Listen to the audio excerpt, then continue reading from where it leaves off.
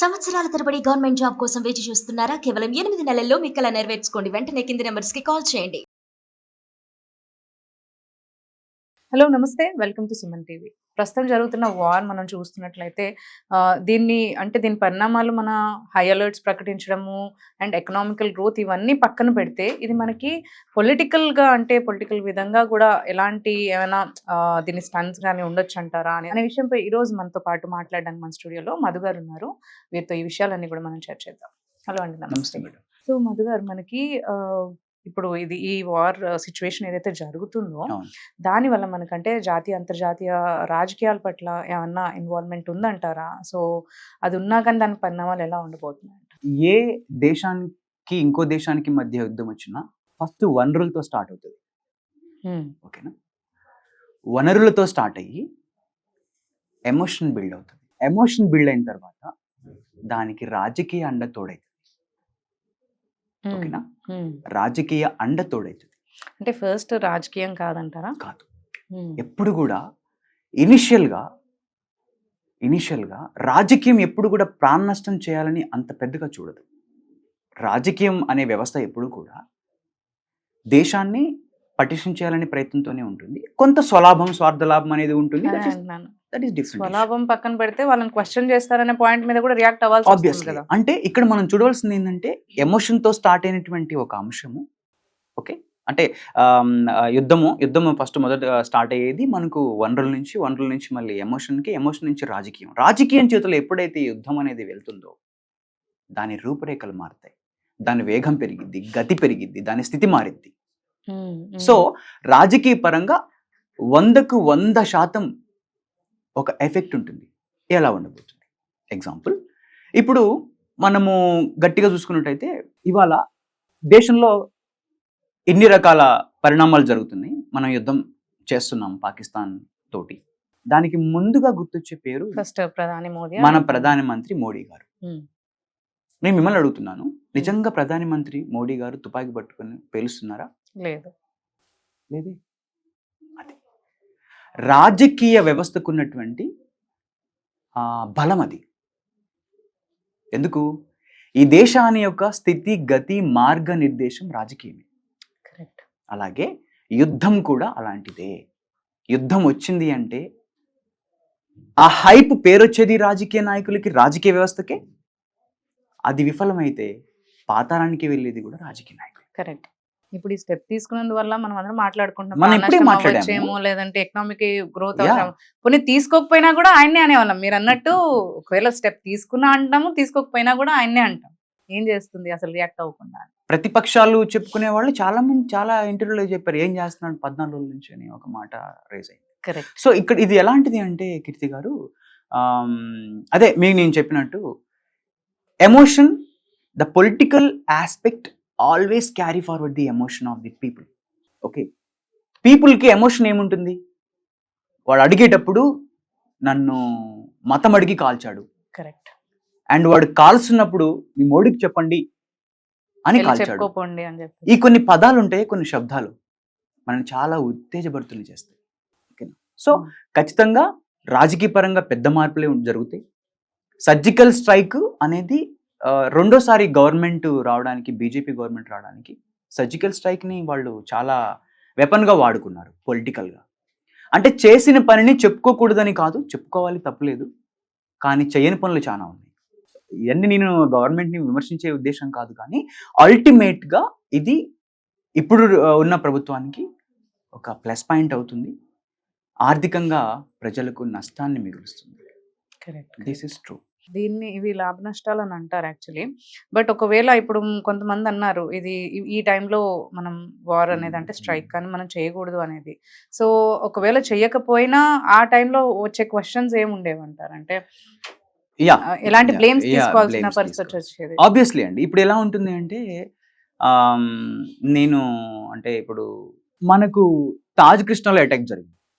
ఆ తర్వాత మనం ఏం చేసామో గట్టిగా చూసుకుంటే ఆ తర్వాత జరిగిన పరిణామాలు చెప్పుకోదగ్గవి ఏమీ లేవు. లైక్ మనం అటాక్ చేసాం, కానీ కౌంటర్ టెర్రరిస్ట్ అటాక్లో మనం కొన్ని ఆపరేషన్ చేసాము. LOCలో కుప్వాడ, బారాముల్లా ఏరియాలో because I was there at the time. Okay. So we did few operations and we kill few. It's not like bunch, వారానికి 2-3 చంపేవాళ్ళం, 10 మంది చంపేవాళ్ళం. అది పెద్ద హైలైట్ అయ్యేది కాదు. సి ఇప్పుడు డైలీ ఆపరేషన్ లో ఉన్న జవాన్లు డైలీ ఎవరినో ఒక్కొక్క టెర్రరిస్ట్ చంపుతుంటే పెద్ద న్యూస్ అవ్వదు. సంవత్సరం మొత్తం అలా కొట్టుకుని పోతే 100 మంది 1000 మంది అవుతారు అనుకోండి, అది పెద్ద న్యూస్ అవ్వదు. ఒకేసారి 10 మంది చంపామనుకోండి మనం, పెద్ద న్యూస్ అవుతుంది, ఇంటర్నేషనల్ స్థాయి న్యూస్ అవుతుంది. ఇందాక మీరు క్వశ్చన్ అడిగారు, నేను అది చెప్పడం మర్చిపోయాను. అంతర్జాతీయ స్థాయిలో పొలిటికల్ గా ఎలా ఎఫెక్ట్ చూపిస్తుంది అని మీరు, ఆబ్వియస్ గా ఎఫెక్ట్ చూపుతుంది. ఎందుకంటే గుర్తుంచుకోండి కీర్తి గారు అండ్ ప్రేక్షకులు కూడా, నేను చెప్పేది ఏంటంటే, ఏ దేశం అయితే వార్లో పార్టిసిపేట్ చేస్తుందో ఆ దేశానికి పక్క దేశాలు ఆయుధాలు అమ్ముకోవాలని చూస్తాయి. ఆర్థికపరమైన, రాజకీయపరమైన, తర్వాత ఆయుధ సామాగ్రి అమ్మకపు కొనుగోలు పరమైనటువంటి సంబంధాలు పెట్టుకొని వాళ్ళతో నడవాలని చూస్తాయి ఏ దేశం బలంగా ఉందో. అలాగే ఏ దేశం బలహీనంగా ఉందో కూడా వాళ్ళకు, this is all like business. Correct. ఖచ్చితంగా మిగతా దేశాలు ఇన్కాష్ చేసుకుంటాయి అవకాశాన్ని. మానవత్వం చూడరు. అయ్యో కాశ్మీరీ ప్రజలు చనిపోతున్నారే, అయ్యో భారతీయులు హైదరాబాద్లో మధు అనే వ్యక్తి చనిపోతున్నాడే అని చూడరండి. ఓకే, సో పొలిటికల్గా తప్పకుండా దీని ఇంపాక్ట్ ఉంటుంది. అండ్ ఒక ఇంటర్నేషనల్ స్థాయిలో పలానా వ్యక్తి ద్వారా నడిచింది అనేది ఒక బిల్డ్ అవుతుంది. మీరు కరెక్ట్గా చూసుకుంటే, నేను ఒక మాట అడుగుతాను, ఈ అప్డేట్ ఇస్తున్నారు మనకు, డిఫెన్స్ వ్యవస్థ మనకు మీడియా ముందు ప్రెస్ మీట్ పెడుతున్నారు. ఎవరు దాన్ని అనౌన్స్ చేస్తున్నారో మీరు కరెక్ట్గా చూస్తే 2 విమెన్ ఆఫీసర్స్. ఒక madam army colonel, okay, Qureshi, Sofia Qureshi madam. ఇంకొక ఆమె wing commander of the air force academy. So why women వాళ్ళ సింధూర్ని తీసారనే కదా వాళ్ళు లైక్ సింబాలిక్ గా ఉమెన్ ని ప్రెజెంట్ చేస్తున్నారు. అంటే ఆడవాళ్ళని వదిలేసి హస్బెండ్స్ ని చంపేసి వాళ్ళని వదిలేశారు కాబట్టి సింబాలిక్ గా. అంటే అండ్ ఇంకో రకంగా చూస్తే మా మొగుళ్ళని చంపారు కాబట్టి మేమే వీరనారులమే, భద్రకాళులమే మిమ్మల్ని చంపుతున్నాం. ఇదేంటో మీకు తెలుసా? ఎమోషన్. Yeah, exactly. అది ప్రజల నాడి. పొలిటికల్ వ్యవస్థ మాత్రం ఇలాంటివి చేయగలదు. యాక్చువల్లీ ఇంత పెద్ద ఆపరేషన్ ని ఒక కల్నల్ లీడ్ చేయడం కష్టం. దాని కింద దాని పైన ఆ కల్నల్ పైన ఒక బ్రిగేడియర్ ఉంటారు, ఒక మేజర్ జనరల్ ఉంటారు, ఒక జనరల్ ఉంటారు. There is a huge mechanism there, everybody works. అందులో ఒక ముస్లిం ఆమెని పెట్టడం జరిగింది. కరెక్ట్. ఆ మేడం సిగ్నల్ వ్యవస్థకు చెందిన మేడం. సిగ్నల్ అనేది ఇండియన్ ఆర్మీలో ఒక పార్ట్. వాళ్ళని ఫైటింగ్ ఫోర్స్గా మనం చెప్పడానికి లేదు, డైరెక్ట్గా ఫైట్ చేయరు, బట్ వాళ్ళు కమ్యూనికేషన్ వ్యవస్థని బాగా హ్యాండిల్ చేస్తారు. అండ్ ఈ వార్లో కమ్యూనికేషన్ వ్యవస్థకు చాలా పెద్ద మేజర్ రోల్ ఉంటుంది actually. yes, they are doing amazing job. అంటే నేను తప్పని చెప్పట్లేదు, everything is right, but there is a political game behind that, I'm telling. So it is there. ఇప్పుడు అది దాన్ని ఇన్కాష్ చేసుకోవడం అంటారు. ఓన్లీ అదే కాదంటారు, but this is also there అంటున్నారు అంతే. అందుకే చెప్తున్నా నేను, పొలిటికల్ గా ఇది చాలా ప్లస్ పెద్ద అడ్వాంటేజ్ అవుతుంది బీజేపీ గవర్నమెంట్ కి, ఇప్పుడున్నటువంటి గవర్నమెంట్ కి. ఓకే, సో రాబో తరంలో ఏ గవర్నమెంట్ ఉన్నా కూడా ఇలాంటి ట్రిక్స్ ప్లే చేస్తూనే ఉంటారు. ఇది అంతర్జాతీయ స్థాయిలో జరిగింది, మేము ఇది చేసాము అని చెప్పుకుంటారు అండ్ రిపోర్ట్స్ పంపించుకుంటారు చాలా వరకు. ఇదంతా కూడా అదొక పెద్ద, ఇంకా చెప్పాలి అంటే దాన్ని ఇట్లా అనకూడదేమో నేను, కానీ అదొక పొలిటికల్ మెకానిజం అని చెప్పుకోవచ్చు. ఎక్కడైనా పొలిటికల్ ఇన్వాల్వ్మెంట్ అనేది ఉంటుంది యాక్చువల్లీ. పొలిటికల్ ఇన్వాల్వ్మెంట్ ఉంటే వాస్తవికతకు రూపు అనేది డైవర్ట్ అవుతుంది అనేది నా ఉద్దేశం. ఓకే, ఓకే, మీరు గమనించాలి. నేనేమంటాను అంటే, ఇప్పుడు అజిత్ దోవల్ గారు, ఎవరైతే మన chief of the army staff sir ఉన్నారో, వాళ్ళు మిగతా అందరూ కలిసి ప్రధానమంత్రితో మీటింగ్ ఏర్పాటు చేస్తారు. కానీ అప్రూవల్ ఎవరిస్తారో మీకు తెలుసు? రాష్ట్రపతి ఇస్తారు. ఈ దేశంలో త్రివిధ దళాధిపతి రాష్ట్రపతి.